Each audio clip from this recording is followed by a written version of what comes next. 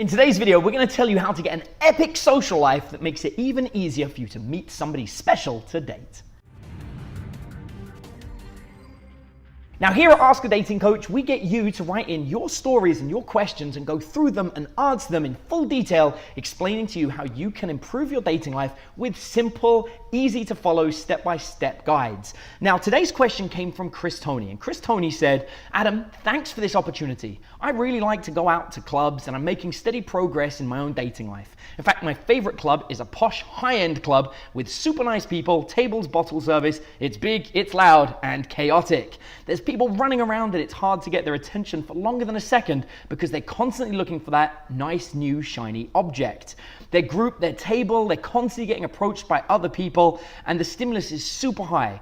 I think the best thing for me to do would be to build up a powerful social circle on my own entourage and start using pre-selection and social proof and some of the other techniques that you teach for better results. So my question is, since you are the king at developing a social life, how would you set this up if you were going to start again from scratch so that you could go out and have 10, 20, maybe even 30 people come with you? Thank you so much in advance. Well, Chris Tony, you are right. You have come to the right person, simply because for years I had one of the largest social circles in central London. In fact, I would go out to nightclubs in central London in the city and I would bring with me large groups of people. Sometimes, in fact, on one particular occasion in 2008, I rocked up with 500 people that came out to party and hang out with me. But the reason that I did this, when I go right back to the very beginning, was it all started by accident. You see, what happened was I realized it was a lot easier for me to meet somebody when I already had someone with me. And I found that a lot of people were doing this the wrong way. What they would do is they would have like a wingman that would go out with them, but that just kind of looks like two desperate dudes going out. And instead it made a lot more sense to go out in a mixed group. So I would find groups of people, specifically attractive young partygoers, people that, you know, fit with the kind of crowd that I wanted to be with, and we would all go out together. And I got known as being the guy that was going out with large groups of really cool people. And then one day I decided not to go out because, you know, I wanted a night in. And the club contacted me and said, hey, you're coming in tonight, right? We've got a table for you. And I was like, no, I'm not coming in tonight. And they said, you don't have a choice. You need to come in because we rely on your table, your party to get the party going.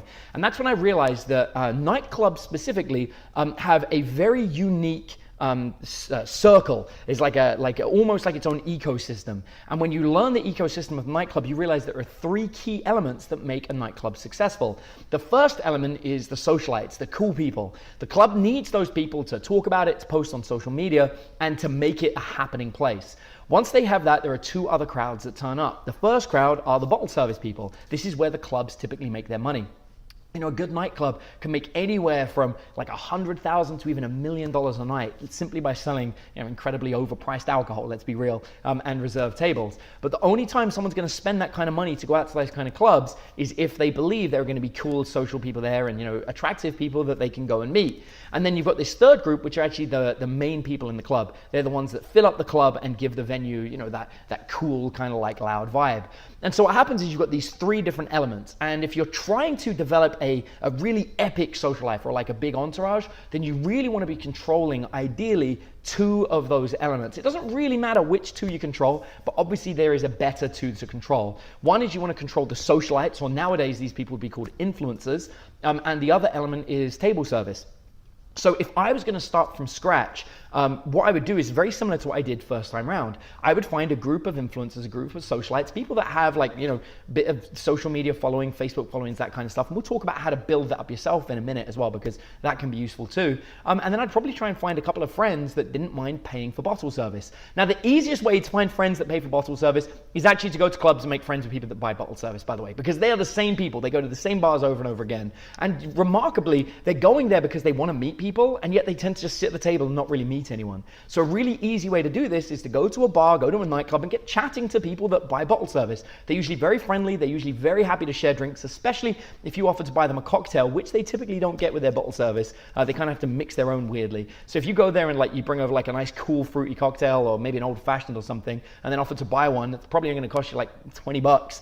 But it's going to mean a lot to the guy that just dropped 20 grand on a table because no one ever offers to buy him a drink. And so suddenly he's going to be like, hey, come drink with us. And the next thing you know, you're sharing his champagne and you become friends. And then you can start going out on a regular basis with them What happens there is you're going to bring value, but instead of bringing value by, spending lots of money on alcohol, you bring value by bringing cool people. And this is where the second part of the equation comes in, finding the influencers. Now, there's a lot of different ways to find influencers. There's a chance that you already know some, but the easiest way to find an influencer is to become one.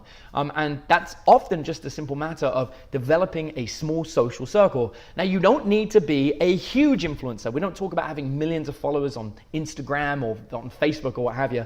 Instead, you can actually just be a targeted influencer. A targeted influencer is someone that only affects a very small area of people, a very specific type of people. So for example, what I would do is when I went out to parties and clubs, I found the cool people that were picking up the vibe and getting everyone dancing. And I would say to them, hey, I often have friends of mine that, book tables and, in these big clubs. Would you be down to come and have free drinks? And most of the time, these people are out of the clubs because they want to have that environment, and they say yes. And so what happens is, you're not going to get everybody, but largely, if you do this like 2 or 3 nights within a couple of weeks, you'll end up with about 4 or 5 people that are quite sociable, that were in the main mix of the crowd, like the regular people. They weren't in the cool influencer crowd, and they weren't in the bottle service crowd, but they all come together. And what happens is, when you've got a group of people all together who are all social and bubbly and dancing, they become like a mini hub, right? They become a hub of cool people, and they start to become influencers because they've got their own friends. And if you've got like a group of 6 people who all know 4 people each, the next thing you know, that's 24 people. And so you are a micro influencer. And if all those people are cool and fun and upbeat and dancing, then that's the kind of group that the club wants, that fits that influencer kind of bill. And if they're coming with this big table of your friends that spend lots of money on alcohol and now have cool, interesting, fun people to dance with and party with, you're controlling 2 of the key elements that any nightclub would kill to have you guys go to. And so now you've developed that cool tribe. And the next thing about that is to start doing it on a regular basis. Now, what's great about this is sometimes I'll explain it to people and they said, oh, that sounds too complicated. I can't go out 4 or 5 nights a week. I have a job. And you are absolutely right, you can't. But what you can do is do this once a month. And actually, many of my students, I recommend, they'll spend, maybe a couple of weeks building it up and getting it ready. And then once it's done, they just do it every single month. They go out once a month. They got a couple of friends that split the table service and, maybe spend $1,000 or $2,000 between them on a pretty small table. But they'll bring, anywhere from 10 to 20 cool people that like partying and having fun vibes who sit and enjoy the alcohol.